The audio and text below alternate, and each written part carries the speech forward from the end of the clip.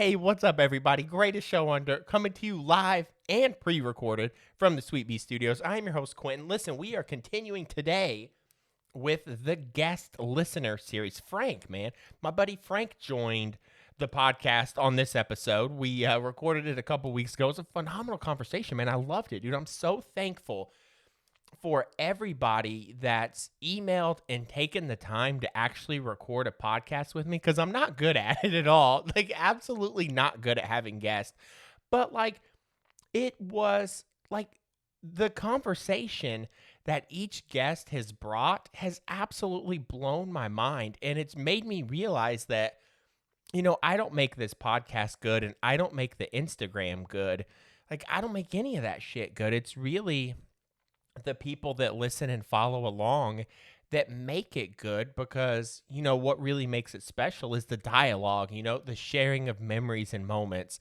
And like, one of my favorite things I've been trying to really do a lot more of is respond to comments on Instagram and just the stories people tell. Like, and I know I go on about this so much, man, but that's really where it's at for me when it comes to enjoying the game. Because if you think of some of the best memories you have around the game growing up, it's always with other people, and I think that's what makes, baseball such a beautiful thing. Is, it's so good at bringing people together, because, all of us are from different places, across the country. But when we come together to talk baseball, it's like we grew up together and we all know each other. And that's what's so special about all these conversations and, interacting with, everybody on Instagram and stuff. It's just like, if I'm having sort of a shitty day, I can get into some of the comments on Instagram and, really be in a much better mood. And I'm ever thankful for the community. And it's just amazing, because it's sort of it makes my day a lot of days, because I do love the game of baseball. But more importantly, I love friendship. And it's odd to say that you could get that through a podcast or through social media, but like, I feel like I have that, as a 37-year-old dude. It's, you get old fast, and it's hard to keep up with people and make connections. But, I can appreciate, I do miss the analog days sometimes, but I can really appreciate, the internet age that we live in, because the way it brings people together. But anyway, I won't rant too much on that. But as I sit here out of breath because I ate a box of Cookie Crisp and me and my dog just went for a run around the block, it's about 10:45 at night, man. It's such a good night. And I always look, like lately I've always looked for nostalgic moments throughout my day, because, like I've always said, this podcast is sort of, turned into like this nostalgia-driven podcast about, remembering the good times that we had to sort of reinforce the good times that we have now. And me and my pup, man, my black lab named Brody, he's a wild man, dude. And we'll go on night runs, which pretty much entail us going to the field. I'll let him off leash and we just run like crazy. And it's such a blast, dude. And tonight was such a good night because I think it's about 75 outside or something. And there were just like tons of crickets and frogs out in the woods. And, the street lights were on. And it just made me think of being a kid, like back in those summer days. Because I love, the summer months and, the heat and the cool evenings and things like that, because it reminds me of being a kid. Like, it was so fun being a kid, and, just we would stay outside all day.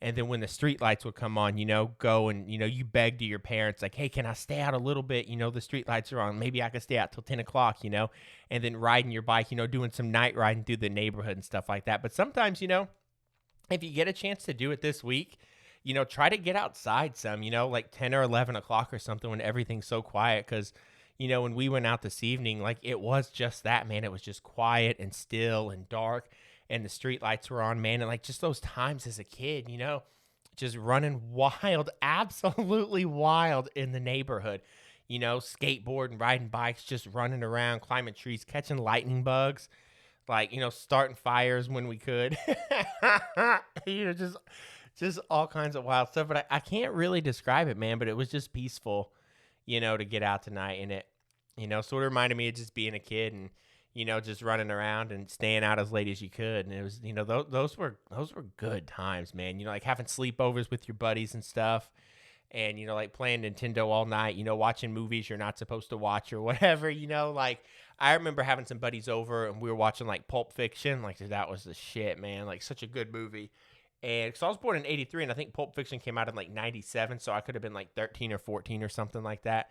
And yeah, man, like those were just good times. Like you have buddies stay the night and, like order a Bigfoot pizza and, get like some Dairy Queen and, go to the video rental store and rent a movie, man. We had a place in town called Broadway Video. So we would go to Broadway Video before Blockbuster really, came and, took over or whatever. We had a little place called called Broadway Video, then a little place called Family Video, man. And like renting movies was such a blast too. And that was always one of the staples, man, when, you would have buddies stay the night or whatever and just like stay up all night, dude. And I remember like trying to stay up until midnight, like thinking I was a badass when I was a little kid, because like you would do your best. And then, dude, I remember we used to watch like a ton of Nick at Night with like Alfred Hitchcock and stuff like that. Like that was good.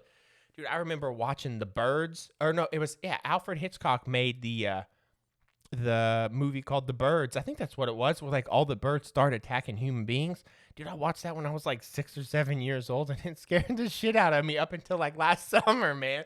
Just scary, dude. But anyway, let's get to Frank's, the podcast with Frank. But first, we got to talk about Hood Hat, man. Listen, Hood Hat, my buddy Max, is doing damage, and he sponsored this episode of the podcast. Now, listen, Hood Hat, you can go to hoodhat.com or go to his Instagram at hoodhatusa. Now, all of these hats, they are handcrafted in New York, 100% merino wool. Listen, this is the only sponsor I have, and probably the only one I'll ever have unless, I just get a chance to quit my job.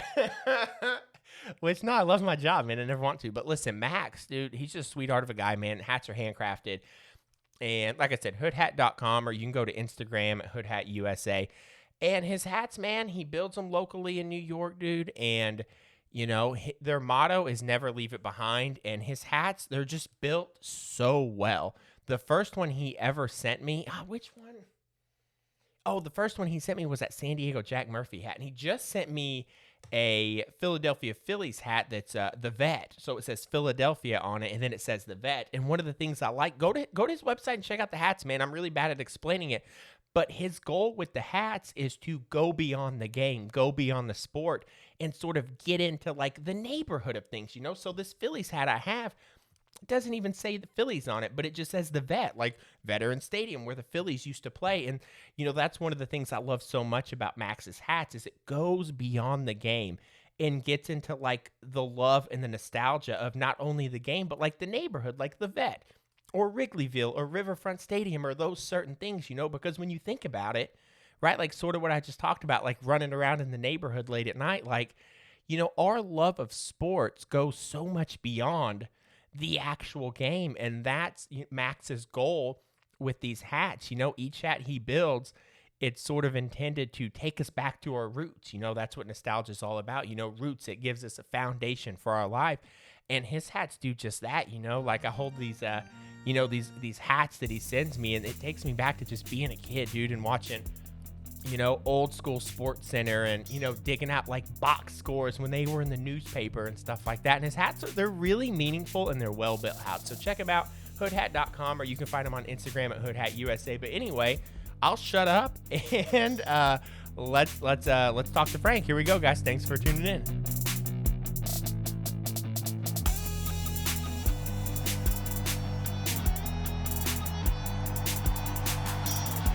Okay, so I do have a studio in my house. My wife is sort of the brains behind it. So when we moved into this place, it's got the 4 bedrooms total, and it has one downstairs. And she really hooked me up because she knew I wanted to do the podcast. So yeah, man, I've got a downstairs bedroom that is, well, it's not a bedroom. It doesn't even have a bed in it. It's just strictly podcast studio, man, the whole 9. That's amazing, man. And I tell you what, your wife loves you because she knows you love baseball, so she hooked it up for you. Dude, I'm 100% thankful for it every day. Like, when she comes in here, she's like, I can't believe you have all this baseball stuff in here. And I'm like, listen, it's all you, man. It's a lot of, like, I just love family, and she's a good one, you know what I mean? Always, like, having this baseball podcast, always sort of, like, resort to talking about family. But, like, she's a hard worker, man. She's got, like, a big-time job, and she really busts her ass. And so I'm pretty thankful to have all this space, man. I don't know how big this room is. I don't know how to tell, like, square footage of her room. But I've got a desk that's mounted up against the wall. I've got a leather couch behind me and then like 3 shelves mounted on the wall with like a bunch of baseball memorabilia, like cards I had when I was a kid. I got baseball bats hanging on the walls. It sort of looks like an episode of Hoarders of like a baseball version, you know what I mean? Where it's like you walk in here and it's like, you ever watch Good Will Hunting? You know what? I haven't seen it. Everybody Whoa! told me I got to see it. Dude, listen. Okay, well, what I was gonna say is, so Robin Williams is in it, and he's like Matt Damon's character in that movie. He's like his mentor, and he's got like this chaotic office with like baseball cards on the wall and like a bunch of books. And when you look at his office, you're like, how do you have so much stuff in here? Like that's sort of how my podcast studio is I've just got so much in here. But dude, yeah, you gotta watch Good Will Hunting, man. It was on Netflix for years, and it might still be on Netflix if you have Netflix. Well, recently I just got into the NHL playoffs, and I tell you what, I will be the first to admit I'm a huge fair weather hockey fan. I don't watch the regular season at all, but the Islanders are making a push. They got into the Eastern Conference Finals last night, and I just like the Islanders because they're the only major sports franchise that just represents Long Island. So That's it's pretty what's cool. up. See, I didn't know that, man. And my wife is from Long Island as well. So I've got, like a couple of years ago, I was talking to my father-in-law about hockey, and I didn't realize the New York Islanders were like named after Long Island because I'm not that big of a hockey fan. But hockey is like one of those sports where it's like what you said with Good Will Hunting. Hockey's a sport that I don't watch, but I feel like I absolutely need to. Like, I lived in Nashville, Tennessee for 4 years and never once went to a Predators game. And that's probably my biggest regret because hockey seems, I don't understand it. Like, I know they score goals, but there's also like a point total. And I mean, the only hockey players I know are Mario Lemieux and Jaromir Jagr because they had the best mullets back in the 90s. But I've got to pick up hockey, man. Like, I think, like, I need a good alternate sport in my life. And I think hockey's got to be the one, but I need a team, and maybe I pick the Islanders, you know? Well, that's what I love about the Islanders because, I went to school in Boston, and Okay. I got a group of friends that I always text with, and they talk trash because I'm a big Yankees fan, of course, the Yankees-Red Sox rivalry. And I was saying to them all this week, like, you know what? And the thing that I always say to, like, my Boston friends fans is, you guys got 6 states that represent one city. You know what? My 2-county team is going to take out your 6-state team. Wait, you're talking about hockey now, right? Yeah, because Wait, who's how, like... who's you talking about the Boston Bruins? They cover, like, 6 states are a fan of theirs? Well, yeah, because if you think about it, like, all of New England pretty much roots for the Boston team. Okay, yeah, because, like, the New England So, Patriots, like, they represent the whole area. yeah, like, New England is 6 states. So, let me see if I can name them off the top of my head. You got Boston, you got Massachusetts, Vermont, Rhode Island, Maine, Connecticut, and New Hampshire. Okay, see, I just learned something now because that whole, like, Northeast, I don't know anything about it at all because, like, that's the place I've been to the least. So, but I get it. So, the Boston teams, like the Bruins, are like one of the powerhouses in hockey. But then you've got the Islanders, the Long Islanders, and they're sort of like maybe like the underdogs of the whole thing because they represent a little area.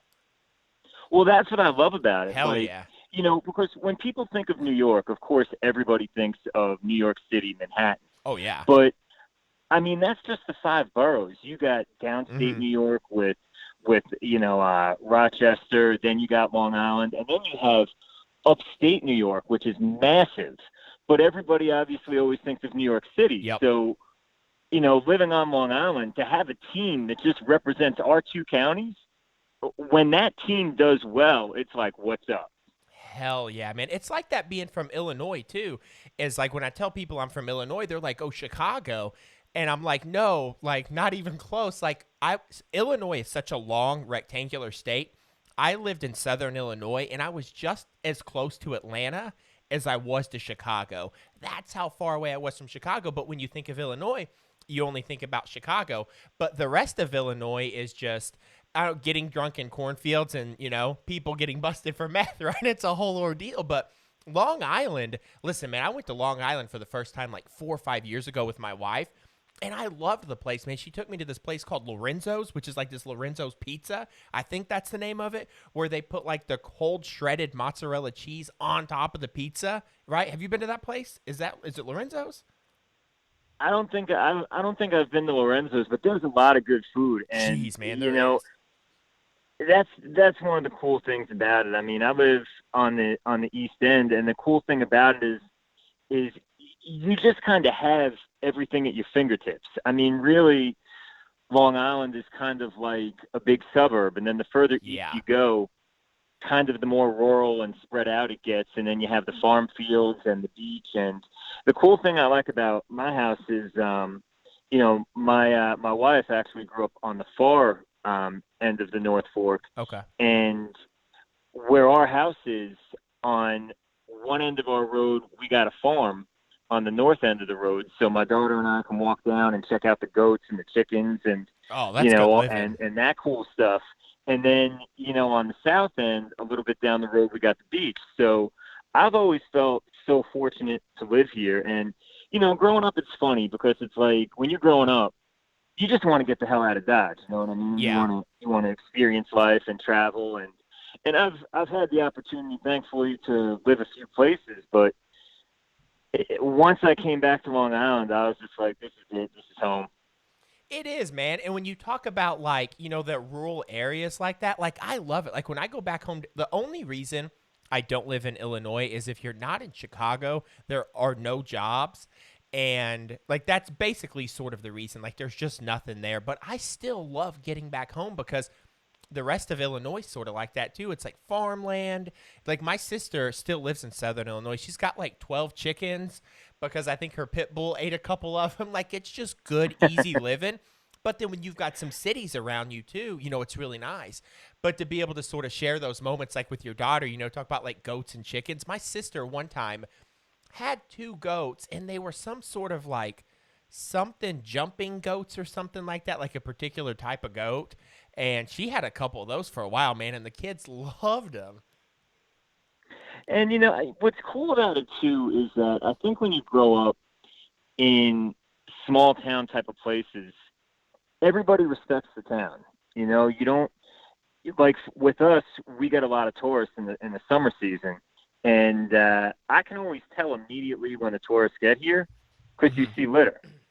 Yeah, Outside of the tourist season, you don't see litter because the people that live here respect where we live and are proud of it. yeah. So, it's like as soon as the school year ends, the tourists start coming out here, and it's good. You know what? I don't resent it at all. In fact, I think it's a good thing because it creates a lot of jobs. It brings For commerce. It brings sure. business to the area. The things you need for people to live. But at the same time, you can tell when the tourists are out here because you don't see garbage on the beach. You don't see it on the road unless, it's after the school year ends. Yeah, yeah. It's awesome to have pride in the land. I think as we everybody moves faster now because we've got cell phones and email follows us everywhere. And I don't. My wife and I want to live more rural. Like we don't right now, but there's just something about like good, clean land, having respect for the land, respect for people around you. Like I remember being back home in Illinois.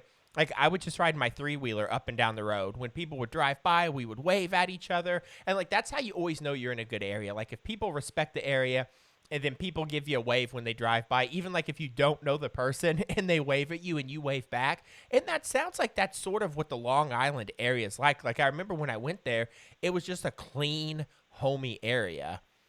And Well, it yeah, depends where you are. I mean, I'm of not course really with too anything, familiar yeah.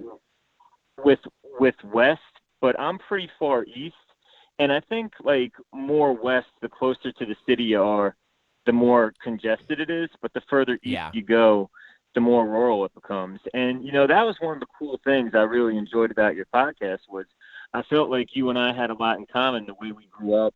Our dads. By the way, I hear you talking about the Eastons on your podcast. How's the softball league going? Dude, the softball league. Okay, listen. First of all, it's going good. Like I take it so serious. Like my wife looked at me one day. I probably told you part of this story. But I had one time I stretched a single into a double, went head first.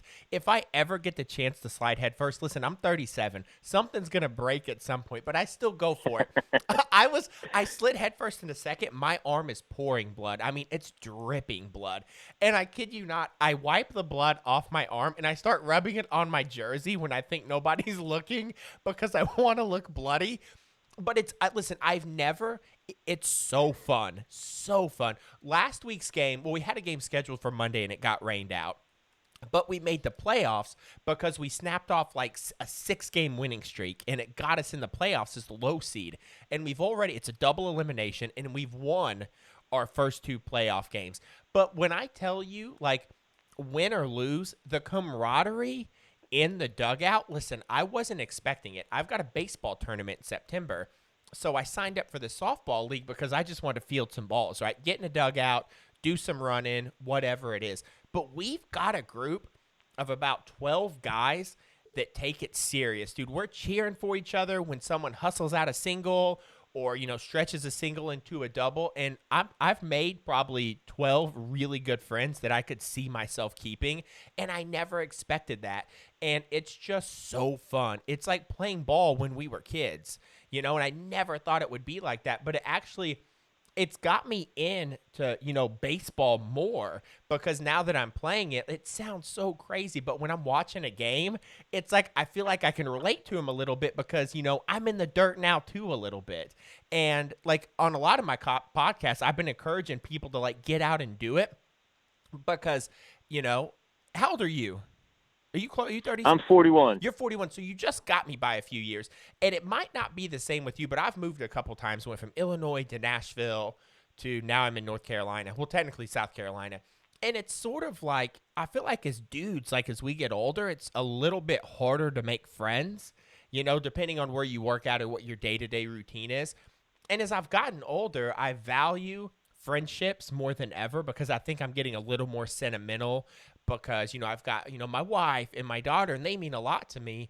And I'm just more of a relationship person. Like I value relationships more now than I ever did. Like having this conversation with you. And if you're listening to this, like Frank, we've only talked on the phone like one time before this. And it's like, I don't know how long we're going to talk tonight, but I'm having fun and it feels good. And I think that's why a lot of people enjoy the podcast is because, there's sort of like that camaraderie there where you're sharing an experience with somebody that you don't really know, but you can sort of like bond with baseball. And that's what I feel like is happening in this league. So I gave you probably a 5-minute answer you weren't expecting, but it's just so damn fun.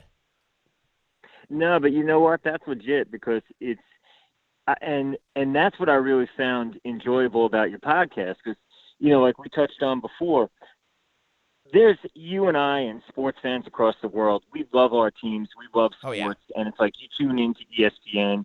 You tune into your local sports network. Like I've been watching MSG and the Yes Network for as long as I can remember now.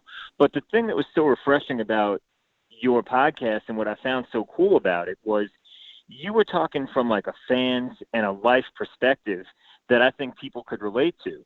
So when you started talking about your dad being in construction and working real hard and coming home and still finding the energy to throw you around the balls and never complaining, my dad did the same thing. And what I thought was so cool about my dad was that growing up, his family didn't grow up with a lot of money, so he didn't have a lot of opportunities to do a lot of things because he was working all the time. But even though he wasn't a baseball fan, because he knew I loved it, he always had it on his mind. And my dad's an arborist. I grew up on a nursery. He has a landscaping company, so he does a lot of work of digging up the earth and planting trees and really redoing yards. And he's got a skid steer, a New Holland, and that's just his thing. He loves it. So when he was doing this type of work, he's always digging up cool stuff like old bottles. And while doing this, he'd dig up softballs, wiffle balls, tennis balls, and he would keep an empty bucket in the back of his pickup truck. And anytime he'd find a ball, he would just throw it into that bucket. And he'd come home at the end of the day and he'd pitch me a bucket of balls. And it's like you talked about on your podcast before, now being older, having a family, all these responsibilities. I just respect my dad so much for finding that. And it's the same reason why I can never say no to my daughter when I get Yeah. home, no matter what. Like, I'm going to get on that playground with you and I'm going to play and I'm going to run around because that's what my dad did for me. And it's like you talk about, I think it's where you can relate baseball to life. And the conversation that we're having right now is relatable because that's real life. It's what people do. Yeah, I think self-sacrifice to me, that's the most amazing thing ever. You talk about your dad not really being a baseball guy, but doing the things because he knows that you like them and then continually busting his butt, in the line of work that he is in or was in. I don't know if he's retired or not. Like that's hard work, you know what I mean? Like my old man worked construction and so we had dads that were out, on their hands and knees just working their tails off. And that self-sacrifice, I admire that so much. And I'm like you, like that, as well motivates me, to do extra things for my wife and my daughter. Like if my daughter's up at 2 a.m., I'm like, listen, let's do this. Like my dad wouldn't complain. Or if my daughter's like, hey, can you hang this up for me? Not to be like, oh, yeah, I'll do it later. Like, no, like get up off your ass and do it. And like I admire what your dad did because I think that's huge. And to be able to like repeat that with our family, like I think that's what so much of this community is all about. Like me and you sharing this conversation, you telling me about your dad, me telling you about my dad, and then to know that we're passing this down to our kids and things like that, I think is an awesome thing. um I If you was don't mind, Oh no, I don't. Go ahead. I was going to say, I actually got a cool story about Oh one yeah. of my favorite baseball cards ever. Because the house I grew up in was built in the 1800s, and the nature of my dad and the business he's in, and being an arborist and cultivating trees and stuff, he was always out in the yard, digging and working and stuff. And one day, I'm hanging out in the house. I'm probably about 10, 11 years old, and I was born in '79, so it's probably around 89, 90 sometime. And my dad comes running in the house and he's like, Frankie, look what I found. I'm like, what'd you find? He's like, I found this baseball card. And he shows it to me and he's like, you know who's on this card? And I couldn't believe it, Quinn. It was the 1978 Paul Molitor, Alan Trammell rookie card. Nice. No And way. I was like, Dad, what are you kidding me? Like, this is Paul Molitor and Alan Trammell, man. These guys are studs. And he's like, Frankie, I was outside, I was doing yard work, man, and I was digging up a tree, and all of a sudden I saw something blowing in the wind by the road. So I was like, I had to go see what it was, and all of a sudden, I looked down, and it's this baseball card, and I brought it in. I know you love the cards, and he brought it in to me, and I was just like, oh my God, Dad, this is these two guys are going to be Hall of Famers. I can't believe you saw this card blowing in the wind outside, and I have no idea how it got there. Maybe it fell off the spokes of some kids' bikes. Maybe it blew out the window, but all I know is I have it in my collection now, and Nice. you know I know a lot of people are into buying and selling cards, and that's cool if that's your thing, but it's why my baseball card collection is such a part of me that I can't sell it, because to me a lot of the cards that I have represent the relationship that I have with my dad. Because my dad, I mean, the pickup trucks now to me are like living rooms, man. They're so much different than what I remember growing up in, with the one long, bench seat and the roll down windows. Dude. And now you got these awesome big trucks, and it just reminds me of that time, because when I really started getting into baseball was my dad was always going around hustling, checking on job sites, making sure that things were going right with the crew, talking to clients. And I spent a lot of time with him in his pickup growing up. And, we'd always stop at the deli, and when we would stop at the deli and get something to eat, he would always get me a wax pack with my bologna and cheese sandwich. And that's what started my love of baseball cards. Okay. Dude, that's awesome, So man. Yeah. I know what you mean. Like spending a lot of time in the truck. Like, yeah, those old trucks with like the bench seat, like my dad had an S10 with a vinyl, like a vinyl bench seat. That thing was probably 150 degrees when you would sit on it. Like I swear, like the back of my legs just turned into leather at some point because when you'd get in that truck, it was so damn hot, man. And like it was just a little 4 cylinder. And he'd drive that thing so slow because heck, it only had, I think, like 75 horsepower. They called the engine the Iron Duke. And he gave it to me when I turned 16. And I absolutely loved that truck. And it actually, like, someone rear-ended me about like a year into having the truck. And me and my old man, we bought the truck back from the tow service because when it was no, we bought it back from the insurance company because the truck got totaled, and we bought the truck back from the insurance company for $500. And the reason why it got totaled is because the frame bent because I got hit from the back so hard. Me and my dad straightened Okay. the frame, put a new truck bed on it, and just drove it, man. And it was such a fun truck because it was rugged, man. You know, it had a separate key for the ignition in the door. It had air conditioning by the grace of God because summers in Southern Illinois are atrocious. It didn't even have a cassette player in it, man. It was just a radio. The headliner upstairs, it's fallen down, so we got thumbtacks on the ceiling. And I know what you mean about that, man. Just spending time in the truck. You know, a dirty truck. Maybe it's got some cigarette butts in the ashtray, some honey bun wrappers on the floor. Smells a little funny because, our dads were working men. But, dude, it's just those little things, man, that mean a lot. Like, it's crazy how those And little things like that can just take you back like a time machine and just make you think of all these things. oh, and that's why I love the Wax Facts to this day. Is at 41, like I still love them. And speaking of you and your dad are going to take that trip to Cooperstown, you think, huh? Dude, so we might try to go in September. So he's figuring it out on his end. But I'm glad I had that conversation with you because it was me and you the first time we talked on the phone. You were talking about Cooperstown. And it was either Cooperstown or Iowa. I don't remember which one it was, but I think it must have been Cooperstown because I called my dad like the day after me and you had that first conversation. And I was like, hey, do you want to go to Iowa? But then I remembered the conversation I had with you, and he's like, oh, what do because we were going to go to the Field of Dreams or whatever. And then I was like, well, hey, would you rather go to Cooperstown? And he was like, lit up. He's like, oh, I'd go to Cooperstown for sure because he's never been. Like, my dad is such a simple country guy. He's never been on an airplane. Like, my sister has 5 kids, and they all live close together. So my brother's got 2 kids, who was also born in 79. That's my older brother, and he lives in Kentucky. So they live about 3 hours apart. My wife, myself, and my daughter are like 9 hours away. So my dad's got those 5 grandkids really close. And that's sort of just his life, Like he tinkers around the garage. Like he'll fix like 2-stroke and 4-stroke engines for people around town. And he's just a simple guy. Like he's never been to Wrigley Field, not once. He's only been to Busch Stadium because Chicago's like 5 hours away. And he's like, I don't know, I'll just hang out at the house, hang out with the kids or whatever. So when I called him about Cooperstown, I was like, I don't know if this guy's going to go or not. And I still don't know if he's going to go, but I know he wants to go.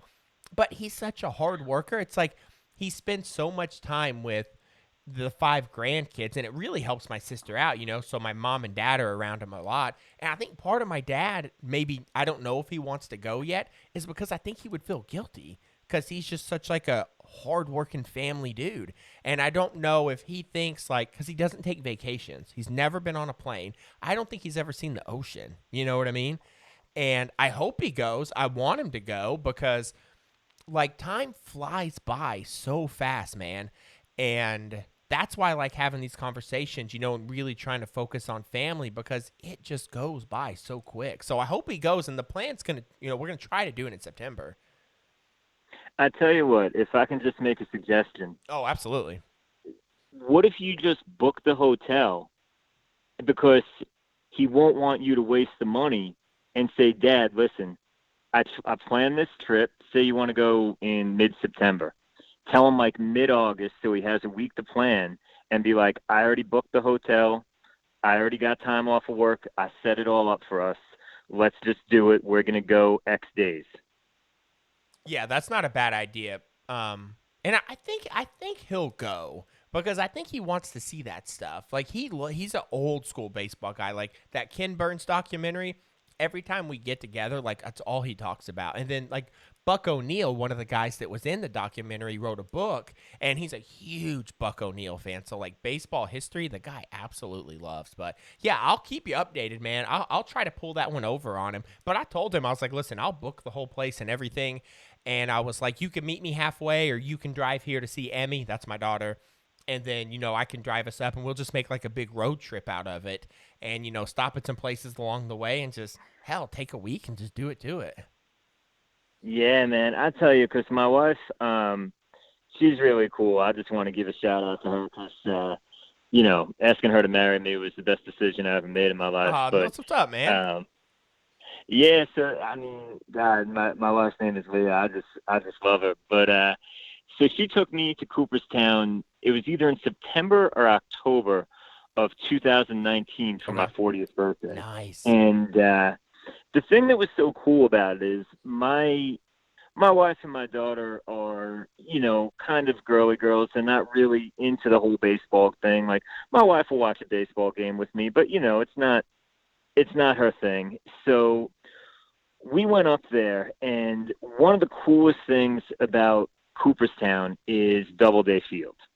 So, I went there with my wife was walking around shopping on Main Street and just, doing her thing. So I first went with my daughter to a game. And what's cool about Doubleday Field is you can pay to rent the field. So you don't have to be like a professional team to play on that field. If you have enough guys that get enough money together or gals, you can rent that field and actually play on it. So I went there with my daughter and we're watching the game, and Quentin, I couldn't believe it, man. We got a foul ball and I was so excited. So I give it to my daughter, and within 30 seconds, she drops it beneath the bleachers, and you can't get underneath the bleachers. Aw, poor kid. So, I'm a little disappointed, but, what am I going to do? She's like 4 or 5 years old at the time. I don't, whatever. So I'm thinking to myself, all right, there's not too many people here. Eventually we'll get another ball. So it ended up that it was a men's league from Long Island that was actually playing the game on the field. Okay. And it was so cool because in right field, and we're sitting in the stands, like a little bit past first base. Mm-hmm. There's this guy in his early 20s, built like a brick house, jacked, and he's playing right field. He's number 99, like Aaron Judge. Oh, I thought you okay. So, the next inning after my daughter dropped that foul ball, the Long Island Aaron Judge gets up and hits a monster bomb over the stands and everything in right field into somebody's backyard. And I'm like, whoa. This kid's incredible. Yeah. So we got another foul ball, which was really cool. My wife came over, and with the game still going on, I handed the ball to a girl that was on the side of the field, and I said, listen, can you get number 99 to sign this ball for me? So she's like, yeah, no problem. And she comes back and she has the ball signed. So we stayed till the end of the game, and the coolest thing about it was they let us onto the field. My wife and daughter are going around. We're taking pictures in the dugout. We're walking around the infield, taking all these cool pictures. I'm standing on the mound like, I'm Nolan Ryan or something. Oh, of course. You have to do the Nolan Ryan wind-up, maybe like Hideo Nomo, Greg Maddux. Go through the whole routine.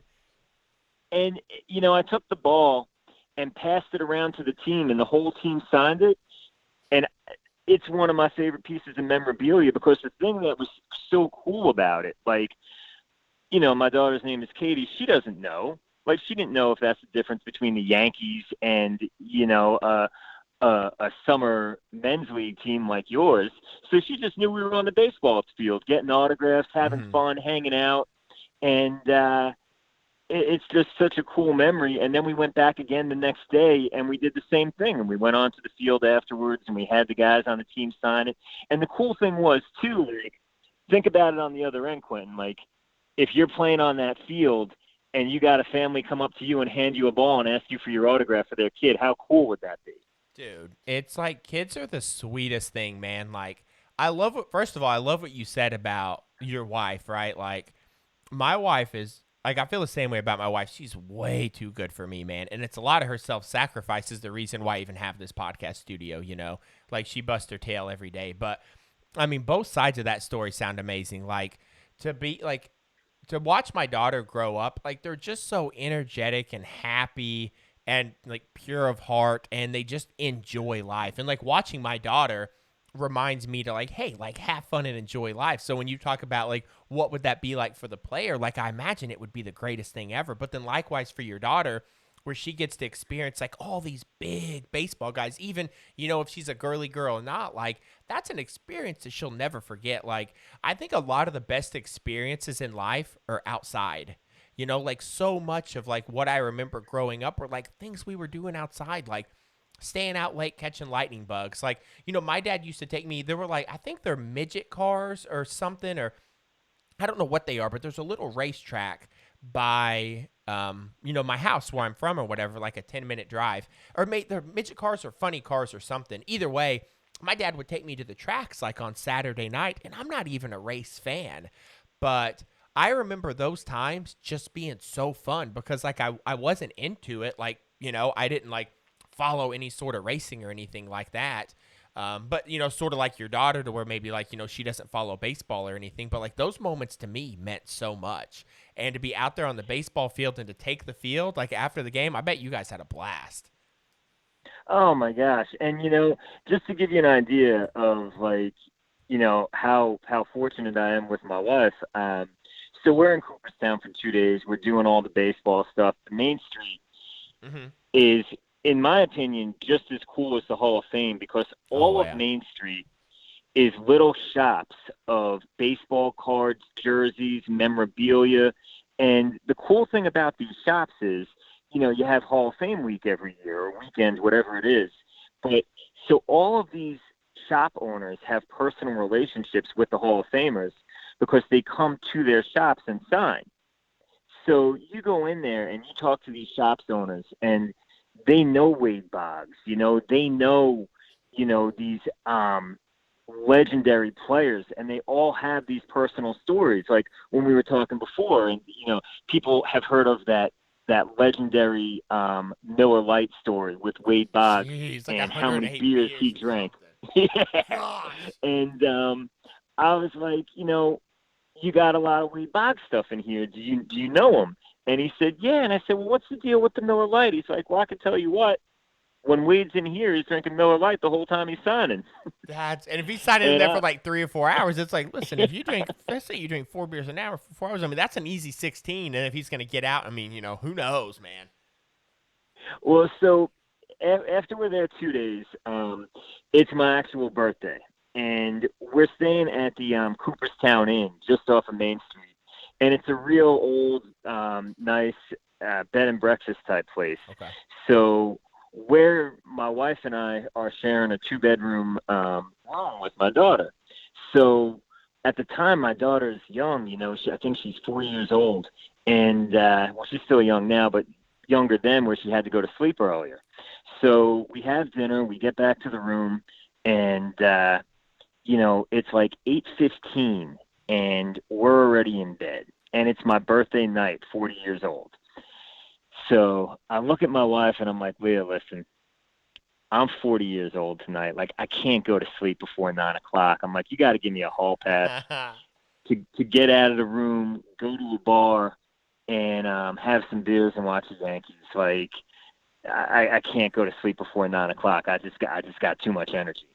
So she's like, all right, you can go, but listen, we did all the baseball stuff for 48 hours. So tomorrow's going to be family day. We said we were going to go to the farm museum. We said we were going to do some family stuff. So you get hammered. That's on you. We we're still doing everything we planned to do, and your feet are on the floor at 8 a.m. tomorrow. 100%. Don't care if you get in at 4. Let's go.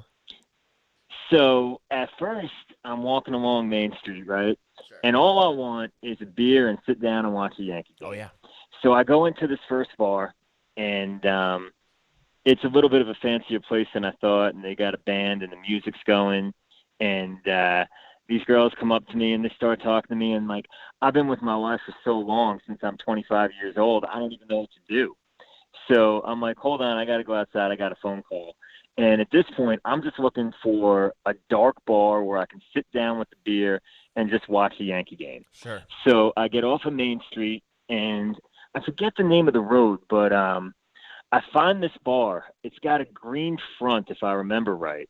And the name of it is Coolies.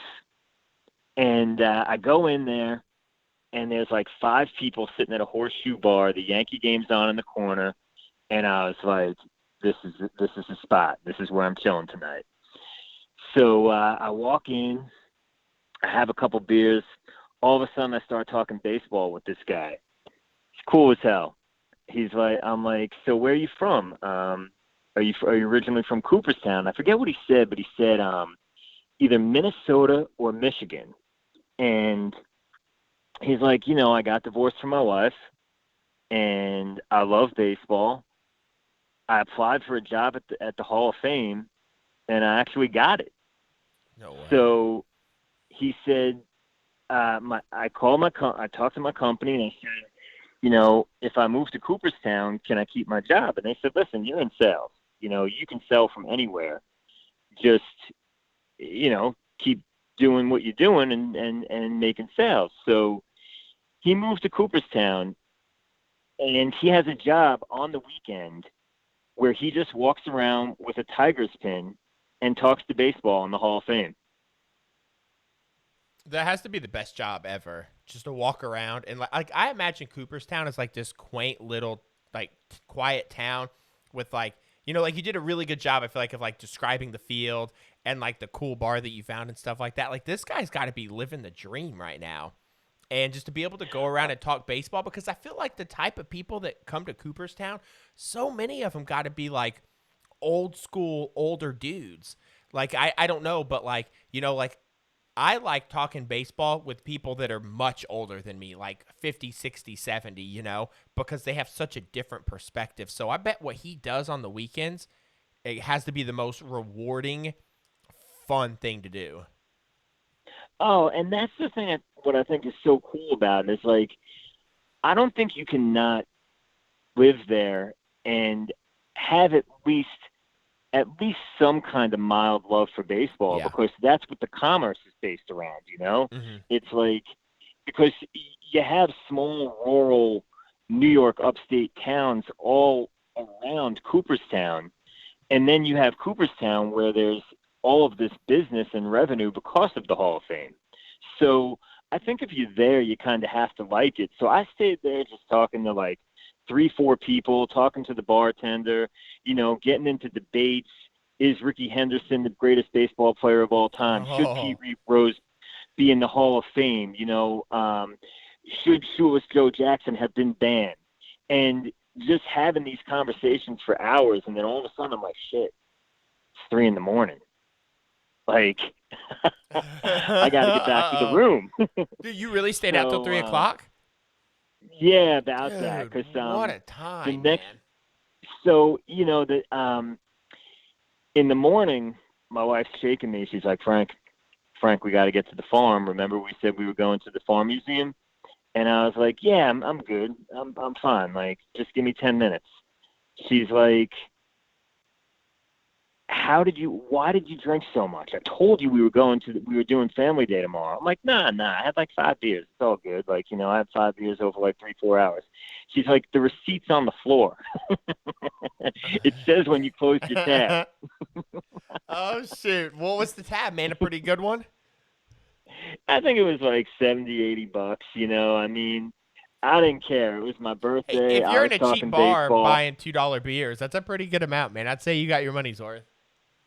Well, and then, once you start feeling good, then you go to shots, and Jeez, oh then, yeah. you start buying people rounds, and I was just having fun. It was my birthday. It was low key. I'm hanging out there. We're all having fun, and I probably tipped the guy well too. I'm sure. I mean, you're taking up a stool for for 5-6 hours, you can't leave with a $5 bill on the table. Dude, absolutely, man. It's so fun. Just part I don't drink as heavily as I say I do on the podcast, but I love to drink a beer while I'm watching baseball. Like there's a bar in Chicago called L&L Tavern that I watched. I was there for 2016 for the Cubs World Series. My wife and I went. We were engaged at the time, and we didn't have any tickets to the ballpark, but we found L&L Tavern. Man, this place had like 4 old school tube TVs on the wall. They must have been Magnavoxes from like 1995. It was cash only. We're drinking like $2 hams, $2 old styles, like $2 stags, like whatever they got, PBRs. And it was just a good, simple time. Like we drank a bunch of beer, watched the game. We were talking baseball with people that we didn't even know. There were Indians fans in there because folks had driven from Ohio as well. And like I also remember when I was in college, me and this old dude that I know, Joe, we had a watermelon stand, and we would sell watermelons on the weekends, make good money at it, man. We would drive to Indiana and buy watermelons and cantaloupe in bulk, and then come back and bring them back and sell them. They were damn good, man, because they had sand in the soil, something your dad could probably appreciate, man. And by the way, his work sounds phenomenal. I love the land. I've got some roses and some lilies that I'm tending to in front of my house, and I water them every morning, every night. Like it's a blast. But I won't get off on that aside because I'll talk forever. But my grandpa would come there like around noon every Saturday while I was selling watermelons, and he'd be like, "Hey, get in the truck. We're going to go to lunch." And we would go to the VFW, drink a beer, have like some catfish or a burger or something like that, and just watch whatever was on the TV. And so like when you're telling me that story about, just drinking a bunch of beer, talking ball till 3 a.m, and all of a sudden you got a $70 tab and didn't know it, I think those are some of the most like those are cherished times. Like and it's so simple too. And I don't know, like what's been on my mind a lot